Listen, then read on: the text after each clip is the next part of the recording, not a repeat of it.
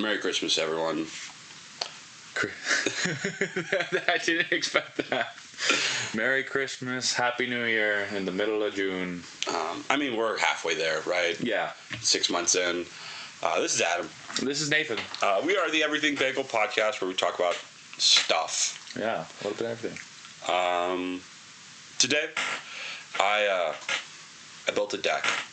I built a deck recently. Yes. So we're going to talk about that because I like talking about decks. And I like that you're making more decks. Yeah, so that way I don't just play the same 3 on repeat. No more mirrors. I mean... no more mirrors, please. It's so fun, though. No, it really is. It's fun to watch my face getting beaten a little bit, I guess. I don't know, just play more removal. Yeah, you're not wrong. Just kill my commander once and, it's game over. But yeah, it's Chevelle, Bane of Monsters, bounty counters. More like Bane of my existence. Bane of Nathan's existence. And I didn't really do the normal thing, which is play like Death Touch creatures. Or use a card like, I want to say Viridian Longbow,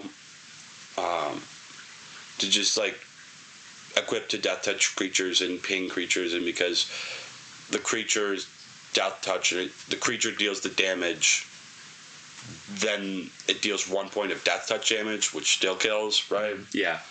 I went for a more big mana, and just to kind of use Chevelle as a...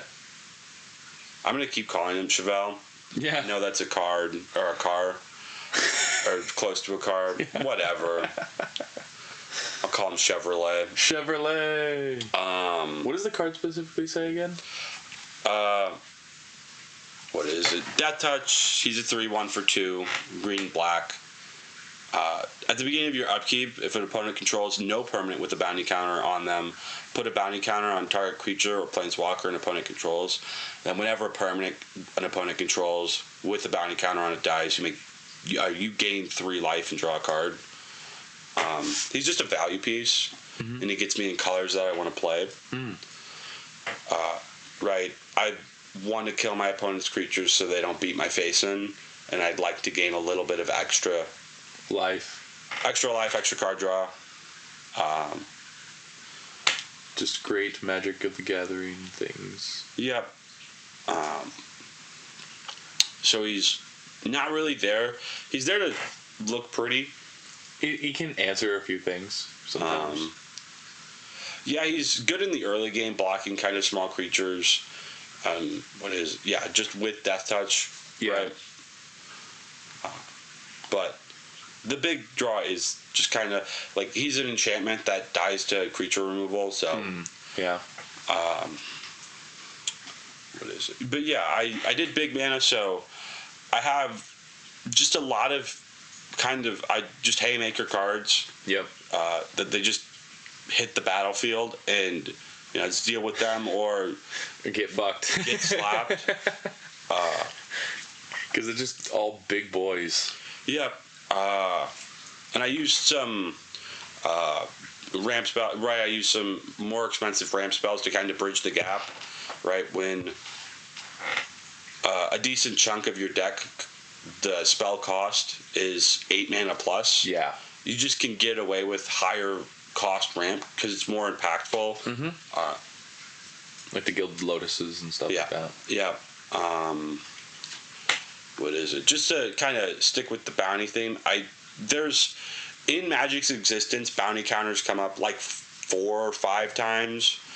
I want to say it's 5 times because the only bounty counter card that I'm not playing, it's another legendary vampire, or human, and he's in Mardu, so doesn't fit, right? Yeah. I don't have white or red in this deck. But then I have Termination Facilitator. To taps, put a bounty counter on a creature, planeswalker, activate only if you control, or activate only as a sorcery. And then whenever a creature an opponent controls with a bounty counter on it is dealt damage, destroy it. 3/1 creature dies to removal, but it adds more bounty counters, so I'll take it. Yeah. Bounty board.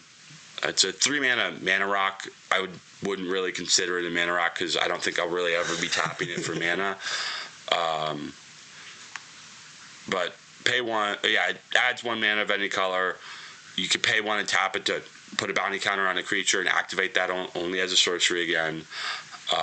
Then whenever a creature with a bounty counter on it dies, each of its creature or controller's opponents, right? So every opponent that player has draws a card and gains 2. And then the OG bounty hunter taps to put a bounty counter on a non-black creature, and then you can tap to destroy a creature with a bounty counter on it. So it's kind of a small value engine to just generate cards in life, to try and bridge me from the early game where I'm just kind of hopefully keeping people off. Yeah, I'm trying to keep people off my back, and just bridge from early, kind of skipping the mid game, and just right into late game. Yeah. I've played the deck twice. I've shuffled up and played hands myself, but I've actually, this is kind of a hard deck to play by yourself because it is so dependent on your ability to put bounty counters on stuff and then draw those extra cards. If you're trying to go through the motions alone, you don't really know if there's opponents with creatures out. Hopefully someone has an early creature out, so you just kind of wash over it. But I've played about 2 games now, and so far it's been good.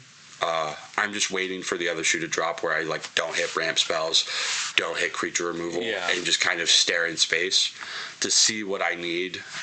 Before I make any major changes, I think I'll get 3 or 4 more games in with the deck as is. Yeah. You're pulling the good cards, the right half of the deck consistently. Yeah. But you just want to improve the worst side of the deck. Yeah. Sharpen its dull points.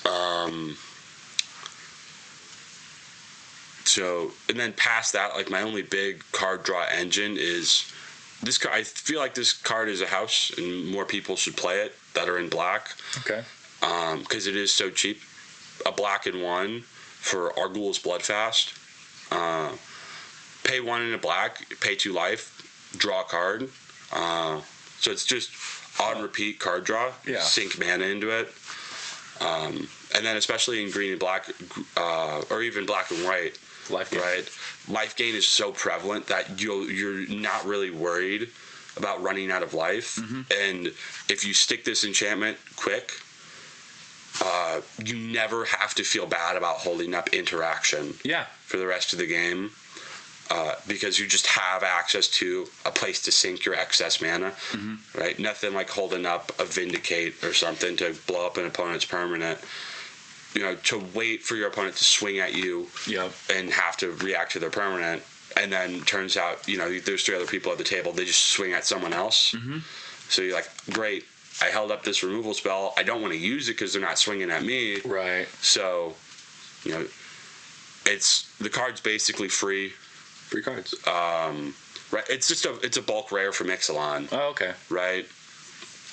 And then if you do get down super low, it does transform into Temple of Oxalotl. Yeah, okay. I want to say that's what it taps for black, but you can tap it to sacrifice creatures you control and gain life equal to their toughness. Okay. So you can really ramp up your life. If you have a wide deck, right, you just 31 ones. All right, I'm going to just start chunking away at them. Oh, wow. So that'd be really good in that Aristocrats type play style. Yeah. Yeah, just Aristocrats in general, right? It's just another free sacrifice outlet that also gains you back some life. Because it transforms if you're at 5 or less life. It's a card that I think goes in a lot of black decks. Yeah. Or it should. It could, right? It's not necropotence or anything, but it is just good and consistent. What is it? You do have like one solid. Yeah, closer. I'll bring it. I will talk about it because it's there. Tooth and Nail. Yeah. I'm playing a big mana deck with green. Tooth and Nail goes in the deck, right? If you don't know, Tooth and Nail is a 7-mana sorcery where you choose one. You either search your library for up to 2 creature cards, you reveal them and put them into your hand, then you shuffle your library. Or you could take 2 creature cards from your hand and just put them right into play. But for 2 extra mana, you get to do both. You get to find 2 haymakers and just windmill slam them into play. Call it a done deal. I can't believe it's only $1.26 for that card. Yeah. I want to say it was reprinted into Oblivion. Oh, okay, good. Right? Yeah, because like I thought that cost a lot more. I say reprint into Oblivion. I think it's better for the format that stuff like that happens more often. For sure. Nothing like saving all right. Nothing like making some expensive cards that could go in every deck just wicked expensive and price people out of playing just fun cards. Yeah. Because they can't afford to spend $30 on a Crater Hoof. Right. Right. So, because we talked about Tooth and Nail as my finisher, I only feel right to go through and talk about the things that I'm trying to windmill slam into play. Yeah. And so I have 14 cards that fit into this category of just big haymakers to just slam on the board and say, deal with it, or you're going to have problems for the next 2 turns you're alive. And I guess, mana value order, just from the cheapest to the most expensive. We'll start with Alpha Deathclaw. Came out in the Fallout set. Menace, Trample. When it enters the battlefield or becomes monstrous, destroy target permanent. Yeah. And then Monstrous, it's a 6/6. It has monstrosity for 4. So if it isn't monstrous, put 4 +1/+1 counters on it, and it becomes monstrous for 7 mana, green and black 5. So it goes from a 6/6 Menace Trample to a 10/10 Menace Trample. And if you're playing your cards, and if you're playing on curve, right, you just get to do that 2 turns in a row. You windmill slam it, destroy something, next turn, play your land, fucking bump it up a notch, take it up to a 10/10, destroy another thing. And in this deck, you're going to want to consistently play more than just like 1 land. Yeah. And past turn like 2. You just want to keep ramping as much as possible. I want to be generating somewhere, 2 to 3 lands or mana producing sources every turn, past turn 2, right? I want to be able to, or even on turn 2, right? I want to be able to play a land and then play a 2 mana ramp spell, and then after that I want to play another land and a 4 mana ramp spell to just get to these. After that, Massacre Worm, just another house of a card, enters the battlefield and wipes all the small creatures off the table. And then whenever a creature an opponent controls dies, they lose 2 life. Right? Nice. I'm coming after your token decks. No more 1/1s. I hope you play 31 so that way I can just kill you instantly. Just pump them up in response. It'll be fun. Yeah. Noxious Gearhulk, another kind of bulk rare or bulk mythic. Menace, when it enters the battlefield, it destroys a creature, and then you gain life equal to that creature's toughness. Patron of the Vein, flying, when it enters, destroy target creature an opponent controls. Whenever a creature an opponent controls dies, exile it and put a +1/+1 counter on each vampire. This is the only vampire in the deck, so whatever. But it's a big flyer that grows, and when it hits the battlefield, it does something to make itself bigger. Yeah. Right. So in general, it's hitting the battlefield as a 5/5 with flying. It's never going to stop growing because I'm just trying to destroy all the creatures on the table. Hogak, a risen necropolis. Anyone remember the Summer of Gak? It was a crazy time to be alive. Wish I could have been there. Yeah, you can't spend mana to cast the spell. Convoke and Delve. Each creature, what is it? Yeah. Each creature you tap while casting the spell pays for 1 mana or 1 mana of that creature's color. And then each card you exile from your graveyard pays for 1. I love Delve. Yeah.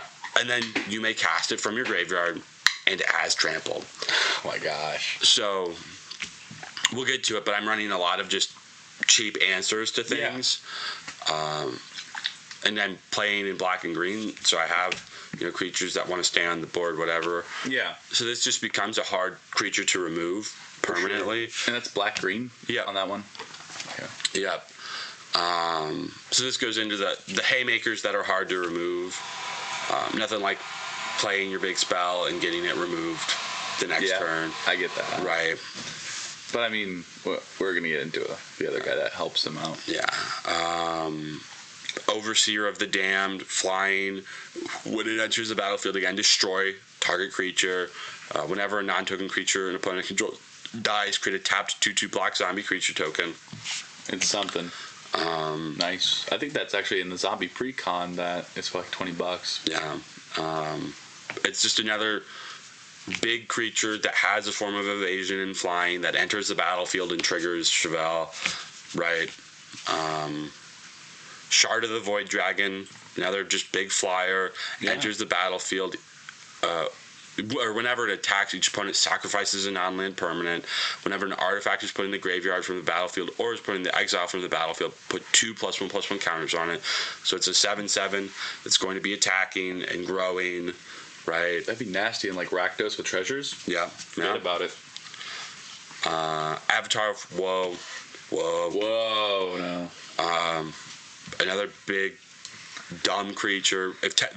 The dumbest creature. It's another big dumb creature that could be very cheap. Yeah. If there are 10 or more creature cards in total in all graveyards, Avatar of Woe costs 6 less, so you could be getting the 6/5 for 2. Fear can only be blocked. It can't be blocked except by artifact creatures and non-black creature or black creatures. But the reason why you play it is to tap it and destroy target creature. That's why you play it. It's everything you need it for. Right. Clears the way.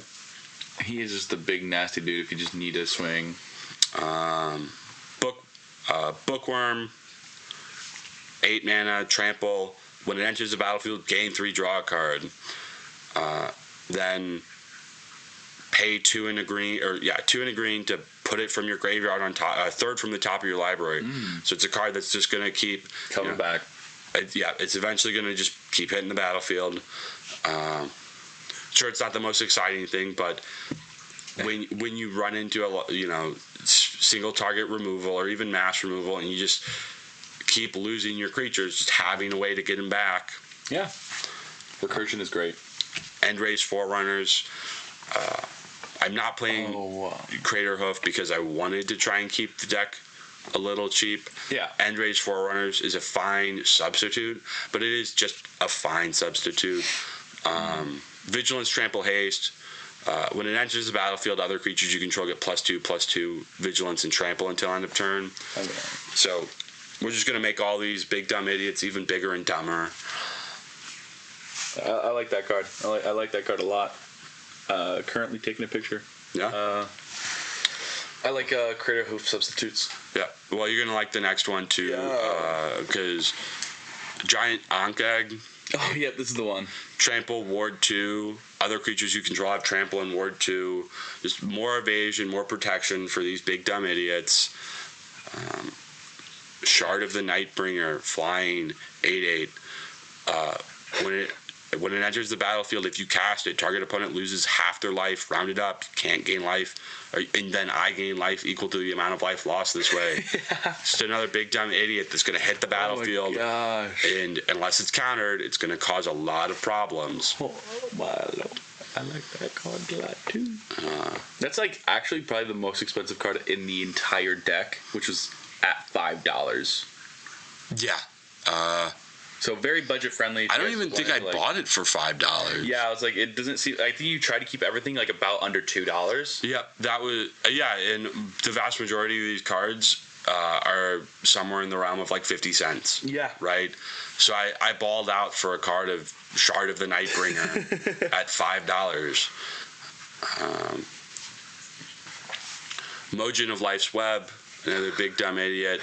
When it enters the battlefield, if you cast it, or if you played it from your hand, it gains a divinity counter. As long as it has that divinity counter, it's indestructible. Is that from Kamigawa? Yeah, this is from original Kamigawa. And then at any point in time, at instant speed, in response, I can remove the divinity counter and just slam a ton of big creatures into play, right? Man. Put any number of creature cards from your hand into play. Just call it a day. Remove that divinity counter. Forget about it. The last one in here is Rumbleweed. It's what is it? It costs 1 less for each land in your graveyard. Vigilance, Trample, Reach. When it enters the battlefield, all other creatures you control get +3/+3 and have Trample until end of turn. Oh my gosh! Wait, how much does he cost to bring out though? 11. Yeah, he's an 11 mana. Just get some lands into your graveyard and call it a day. Or I want to say I casted him from my hand in the last game we played. Wow. Yeah, because I thought it was an Outlaws card. Yeah. Those are the haymakers that I could find that didn't break the bank, right? Yeah. And not gonna lie, I don't think they're bad. Yeah. A card that costs 8 to 11 mana should just be good. Yeah, it should just give you what you're paying for in value overall. But that's also green, right? They're just going to give you it. Yeah. What is it? That the next thing, because I keep coming around to it, I've worried a lot about protecting these things, right? So I dedicated 7 of my 99 slots to cards that protect my creatures. Yeah. Blossoming Defense. Get +2/+2 whoopee-doo, but hexproof, right? Yeah. I'm playing green-black. It's very hard to counter spells. Yeah. I care a lot about my creatures, so just having a way to interact and put hexproof on them to counterspell in a sense is really important. Counter removal. Yeah. Hapatra's Mark. Target creature you control gains hexproof. Remove all -1/-1 counters from it. Right until end of turn. Okay. Right. Just another 1 mana.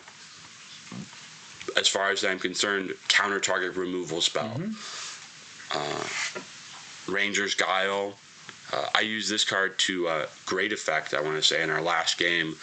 I was trying to keep my commander alive, and Nathan was playing Mothman, and he played a card that put a -1/-1 counter on my commander. Yep. Something clasp. Yeah. And then he went to proliferate the counter and destroy something else, and I was able to remove the +1 or the -1/-1 counter, countering the proliferate ability on my creature, and then preventing the removal spell from hitting the table and doing something. No, I don't think that the proliferate just affected my side. Yeah. Because he removed the -1/-1 counter. Royal Treatment, hexproof again, right, for 1 mana. And what is it? Create a Royal Roll token. Not too worried. +1, the Royal War Roll token, +1/+1 and Ward 1. Okay. So, removing the counters again and another bit of ward, right, protection. Yeah. I guess I need to look. Snakeskin Veil, +1/+1 counter and hexproof. Like I just, they all do the same thing. Yeah. They're all 1 mana. Sheltering Word, hexproof, and you gain life equal to that creature's toughness. Life gain, cool. Yeah. Then last one, Blinding Fog, prevent all damage that would be dealt to creatures you control. And then this covers the entire board. Creatures you control gain hexproof until end of turn, right? No, why'd you choose that over like a regular fog? This again, it's all about keeping my big dumb idiots alive once they hit the play. So I like the damage prevention not really worried about it. It is just they're big guys after all, right? they don't need extra help getting damage through. They're either flying or they're just a big dumb idiot. Yeah, that's probably gonna get trampled through something. Yeah, so I'm not too worried, right? No one's casting lightning bolt on these creatures to remove them. Something like Unholy Heat, maybe, but there are, other than mass removal or destroy target creature spells, I'm not too worried about damage being the reason my creatures are dying. I'm just worried about Spells, really, right? Like I said, I'm worried about destroy target creature. That's what's bothering me here. And I will say, because I see it a lot, you got a card like Veil of Summer. It's creatures you could, or you get hexproof from you, and everything you control gets protection from blue and black spells, right? And then you draw a card. I want to say that's what Veil of Summer does. I'm just going to pull it up to make sure I'm not being a big dumb idiot. Yeah, draw a card, and if opponent casts blue or black spell this turn, spells you control can't be countered this turn. You and permanents you control gain hexproof from blue and black until end of turn. It's a $5 card, and it's a very powerful card. Yeah, it's like not just your creatures, but you. It just does a whole lot, right? Yeah.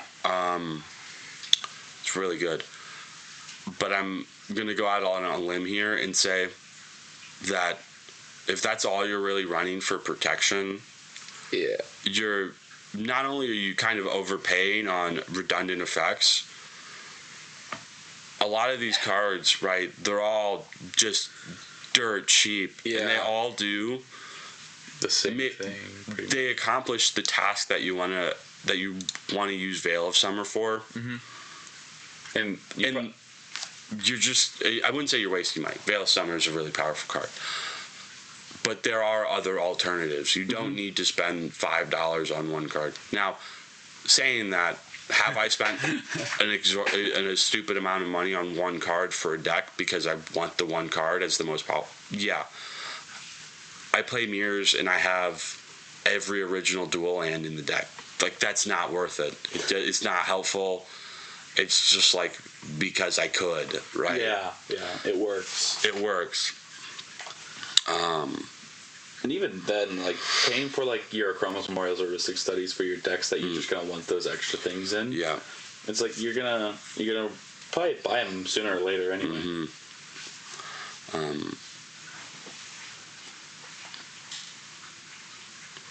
What is it? You don't seem to have a whole lot of card draw, Adam. The hope is to use the bounty counters, really. That's right. And you do have that one enchantment. Yeah, right? Argyl's Bloodfast.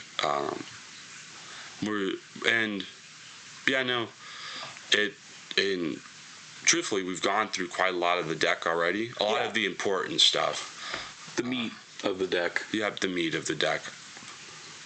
I think it's a fun card, so I included it. Invasion of Chandrilar. It's a battle, right? It came out with all of the March of the Machine battles, whatnot. It enters the battlefield, again, recursion, right? Go grab 3 haymakers that got removed, put them back into your hand, and then on the back, right after you deal the 4 damage to transform it, you just start at the beginning of your upkeep. You may put a permanent card from your hand on the battlefield, right? Yeah. So I don't even care that it's 11 mana for Rumbleweed. I'm just going to slam it into play. Yeah. Or something like, what was it called? Bookworm. Yeah. Right? Where it just keeps getting slapped around.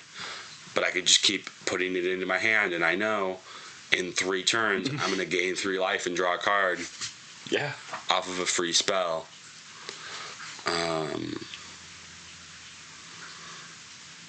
Then your mana base is pretty basic. Yep. I think we are well past the time in Magic the Gathering where people need to worry about what dual lanes are available, right?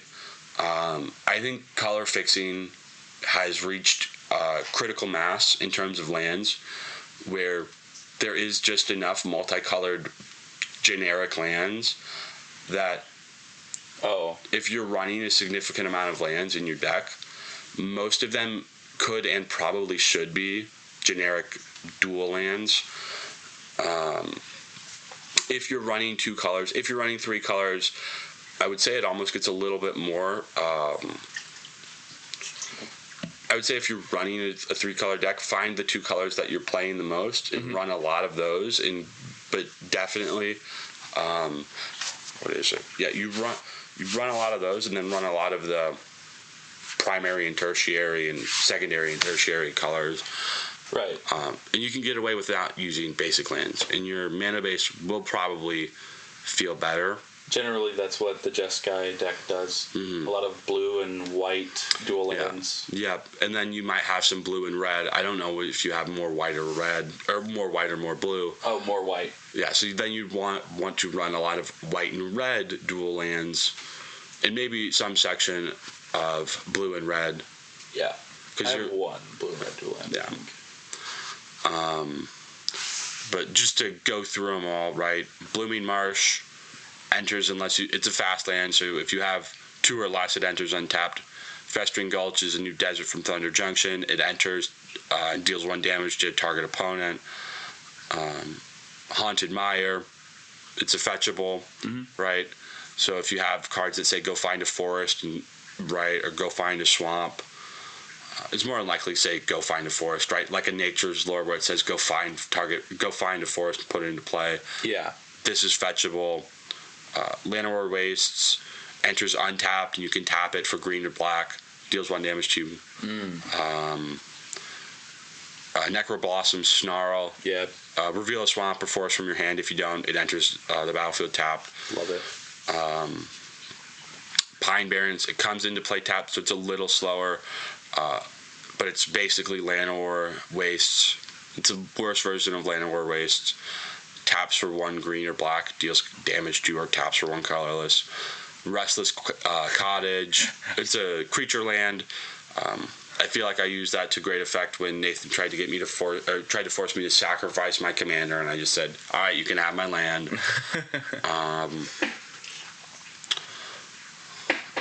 And I think that was an Eldraine card. I just loved it because it was like they did a lot of goofy food stuff. It was so fun. It's a little bit of graveyard hate because if it does attack, it can exile something from a graveyard. Yeah. Tainted Woods is kind of bad. I'm not gonna lie. Yeah, it's one of those that I've thought about removing from my deck. But I will say, I think its barrier to being good is very low. So, especially if you're only paying the 2 colors. Yeah. I don't think you could get away with cards like this in a 3-color deck, but if you did, it'd be very kind of hard unless like black was your prominent or your primary. It taps for colorless, or it taps for green and black, but only if you can control a swamp. So it's all right. Temple of Malady, the classic Scryland. Taps for green and black. And more card advantage for you is always great. Yeah. Card select, yeah. Card selection. Twilight Mire, generic good. I know I've had conversations, and some people find it kind of annoying to have to deal with. You have to tap a land to tap this land. It's simple for me. But it's like it counts for 1 of each. It's like just think of it that way. Yeah. Tapping 1 for 1 color. And I think the opportunity cost of having a land, right? You have a forest, but you need 2 black, so you can generate 2 black with a Twilight Mire, and you can get rid of that forest because you don't need it. Whatever. Viridescent Bog, similar vein. Got and slightly worse than Twilight Mire because it doesn't tap for land it doesn't tap for mana, and it's kind of less fixing. I typically stay away from those for some reason. It just doesn't look good to me. I'd rather throw in a basic for some reason. Yeah. But I couldn't explain to you why. Again, I'm still just stuck in the vein of like I want as many lands that produce multiple colors. Right. So that way I don't get screwed because some of these cards, right? I should have my colors met by the time I'm at 9 mana, but some of them are like, hey, 3 green mana, and right. That's kind of a big ask, right? Witherbloom Campus, kind of on the lower tier. It's somewhere to sink my mana sometimes. A lot of these cards end up in my deck, and I don't feel like I ever use a special ability, but I like the option to pay for and scry. Especially if you're like in the other half of the deck problem. Yep, where I'm just trying to dig, and I'd rather just find a card that I can use rather than wait. A whole turn 4. Yeah, Woodland Cemetery enters it tapped unless I control a swamp or forest. Hopefully that's easy enough to accomplish with 26 basic lands and multiple duels that are multiple duels that can also tick it off or tick the box. Then Woodland Chasm, it's a fetchable. Yeah. But other than that, there's not much going on with it. Taps for both my colors. Overall, the deck seems pretty simple to operate. Nothing crazy. Just ramp your guts out and play your fat boys. I'll go over answers for things. Yeah. Just because I think that's more fun than the ramp package. I'll do the ramp package last. But I run 21 cards that have something to the effect of destroy target thing. I think that's maybe pushing it. Yeah. But to me, that's just me. I think it's a fine amount for what I'm trying to do. And you're more of like a control-ish type player. Yeah. As is. That's why, like me, I'm an aggro player. I'm just like, get the damage in. Yeah. So starting from the top, Slaughter Pact. I think Slaughter Pact is a card that could go in more decks because the cost of playing it is just so low. Don't get caught. Like, destroy target non-black creature for 0. Of course, every deck that I played against, Slaughter Pact just sat in my hand kind of uselessly because Nathan only wants to play like mono. It seems like mono black decks against me. So. Oh, you talk about the zombies. So yeah, Nathan's been bullying me. He's been playing specific decks to make this card look bad, and I've just. I think I've had it in both my opening hands. Really? So it just sits there, looks pretty.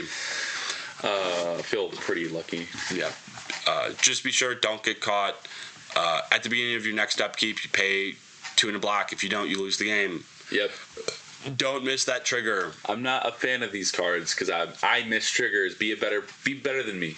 Yep. Be better than Nate. Right. Just don't miss that trigger. Just don't do it. It's not worth it. It's not worth it. And if I will say this, if your opponent misses that trigger, call them out and they lose the game. Yeah. Don't let them get away with using a card poorly. Yeah, it's one of those things I will forcibly, even if rule 0, everybody's okay with whatever, casually. I don't care. I'm going to force myself to punish so that I can learn my own lessons. Because it's like, feel bad moments for myself really sting. So you're going to learn one way or the other. Yeah. Nature's Claim, destroy target artifact or enchantment. Its controller gains for life.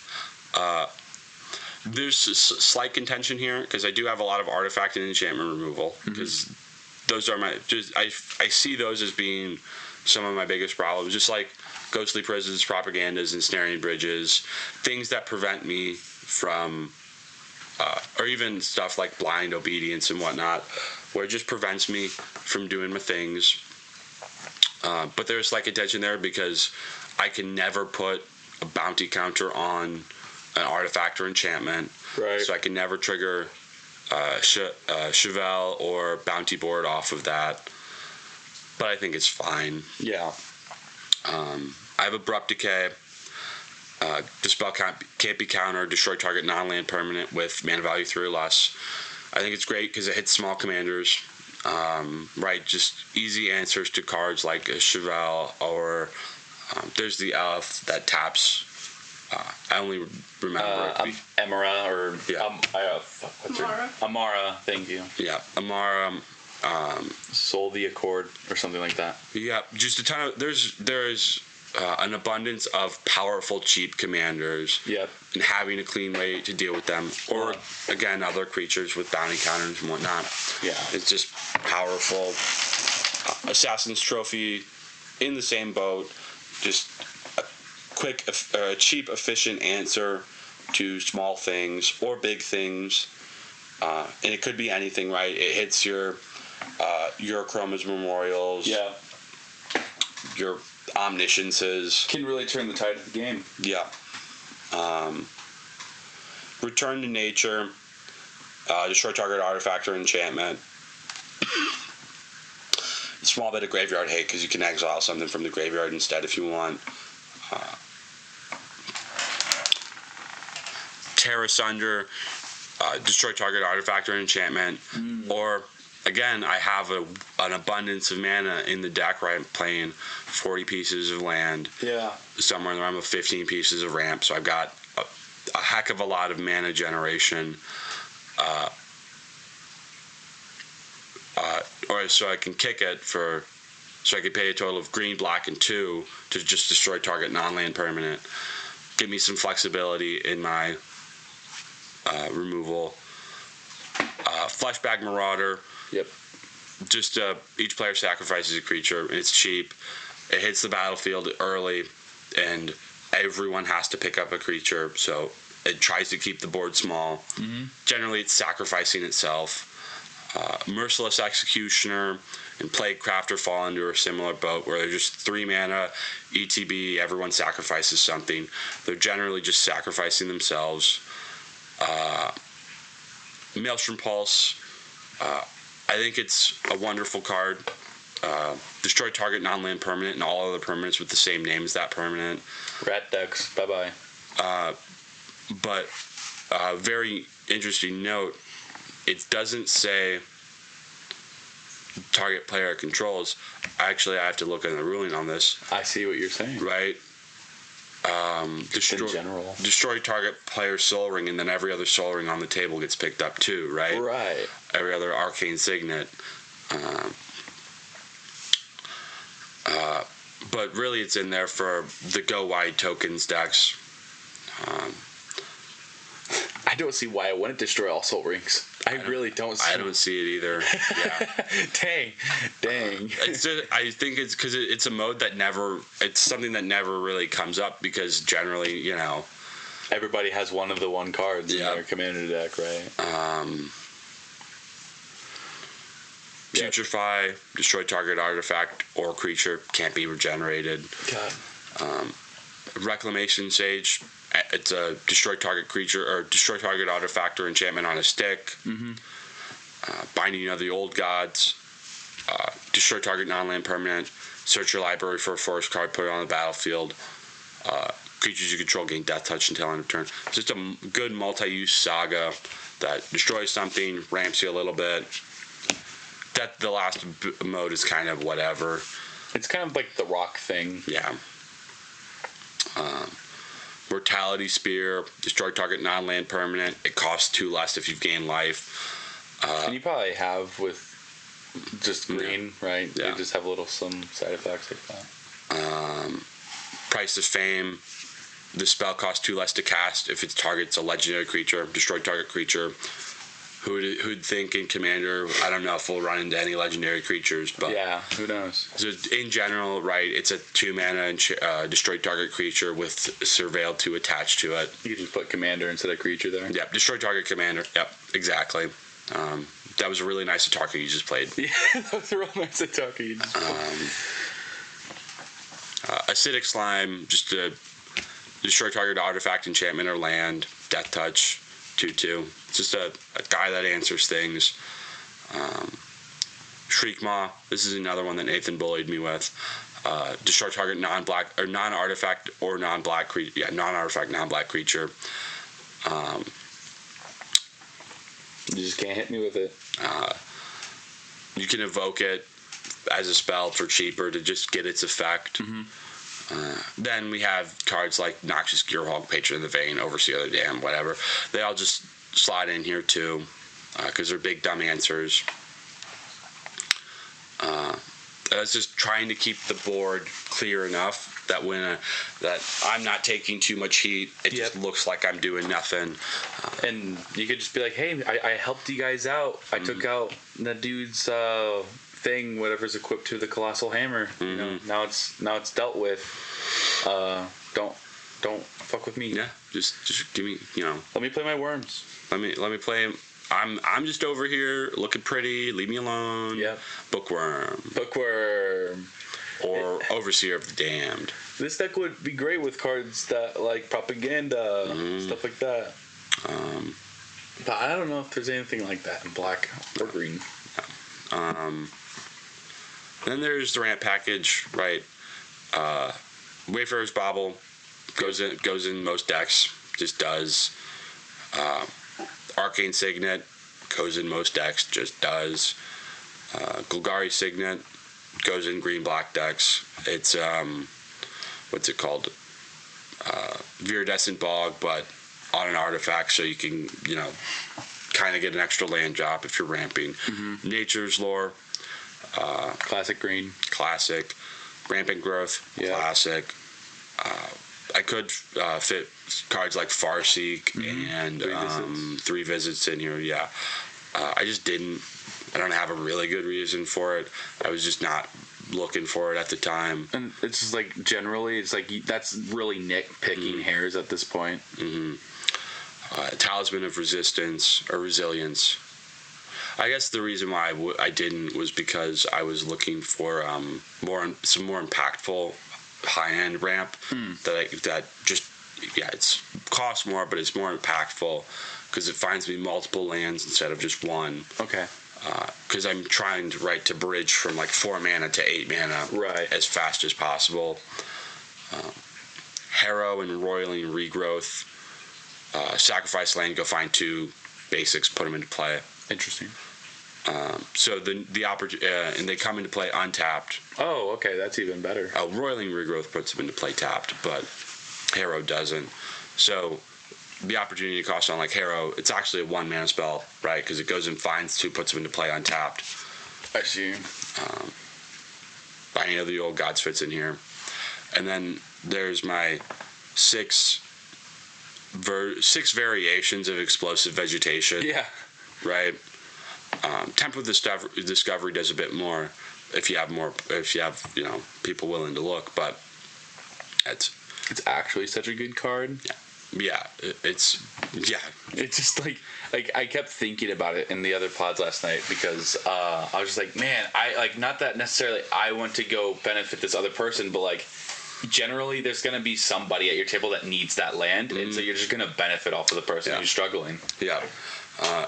And it does say any land, so you can get some people that are like, I really need to go find this land because it's really powerful. So you just kind of that too. Like, I need this tri-land. Yep, I need this tri-land for color fixing. I need this because no one's playing it, but I need this Gaia's Cradle to whatever. Temple of the False Gods, very important. But it's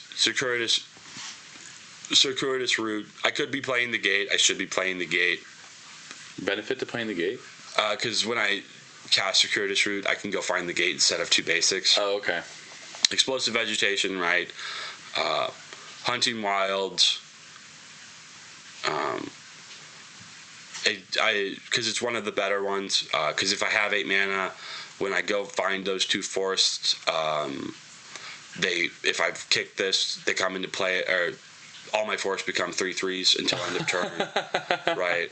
So I can get the big swing in, map the frontier, Temple of Discovery we talked about, and Vastwood Surge. It's another kicker one. Yeah. That if I kick it, I can put 2+1/+1 counters on each creature I control. Nice. Right?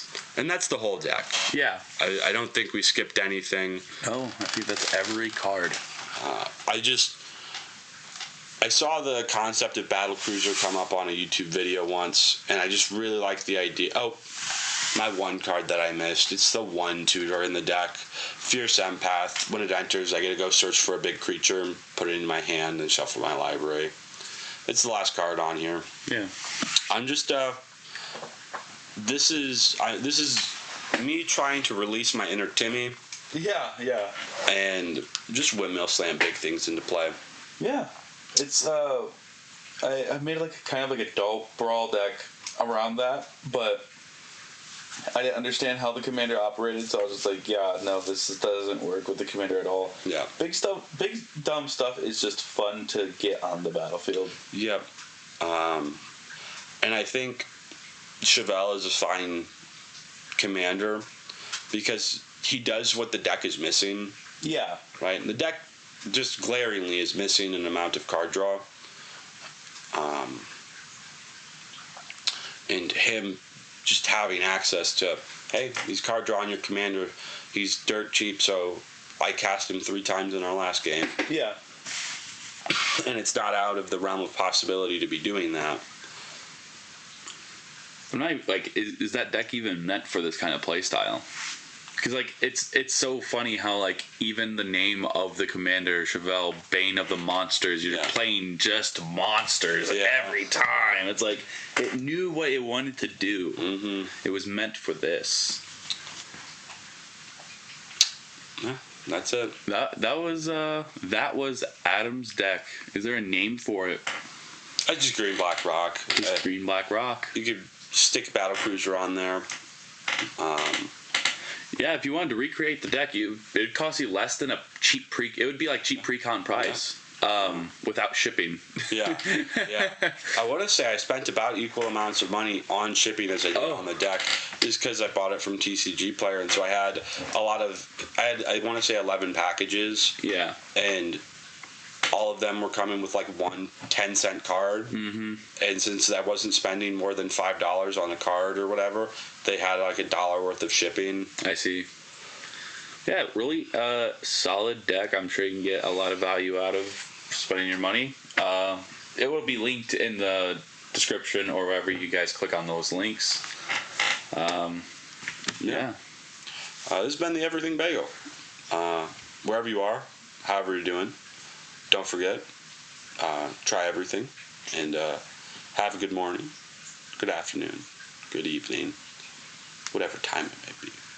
You can catch us at Everything Bagel. I can't remember how to spell it. Nathan, spell it for me. EVRYT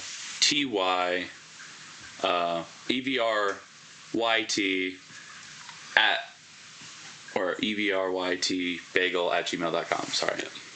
It's a tongue twister. It's a tongue twister. We'll get it eventually. One of these days. It's been fun. Bye.